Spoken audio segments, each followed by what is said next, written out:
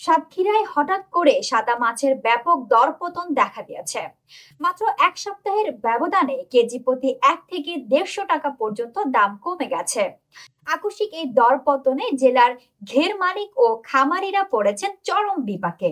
Channel H এর staff reporter Abdul ওহাবের পাঠানো তথ্য ও ভিডিও চিত্র থাকছে বিস্তারিত। জেলা মৎস্য অফিসের তথ্য অনুযায়ী সাতক্ষীরায় প্রতি বছর প্রায় 1,51,000 মেট্রিক টন মাছ উৎপাদিত হয়। এসব মাছের সিংহভাগই খামারিরা সেপ্টেম্বর থেকে ডিসেম্বর মাসের মধ্যে বাজারজাত করে থাকেন। ফলে এই সময়ে বাজারে সরবরাহ বেড়ে যাওয়ায় দামের পতন ঘটে।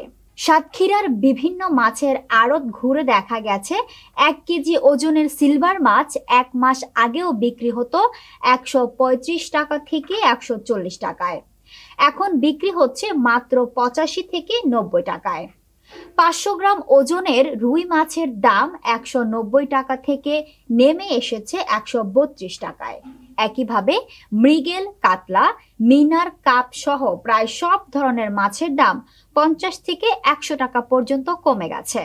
বড় বাজারের মাছ ব্যবসায়ী রুহুল আমিন বলেন, 1 সপ্তাহ আগে 10 মণ মাছ বিক্রি করেছি 80,000 টাকায়, এখন সেই একই পরিমাণ মাছ বিক্রি করছি মাত্র 55,000 টাকায়। আশাশুনি উপজেলার ঘের মালিক শফিকুল ইসলাম জানান, তার 20 বিঘা জমিতে সাদা মাছের ঘের রয়েছে।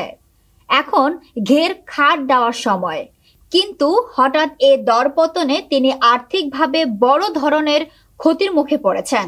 এ বিষয়ে জেলা মৎস্য কর্মকর্তা জিএম সেলিম বলেন, প্রতি বছর এই সময় মাছ বাজারজাতের মৌসুম হওয়ায় দাম কিছুটা কমে যায়, তবে বছরের শুরুতে যে দরপতন হয় তা পরে ধীরে ধীরে স্বাভাবিক অবস্থায় ফিরে আসে।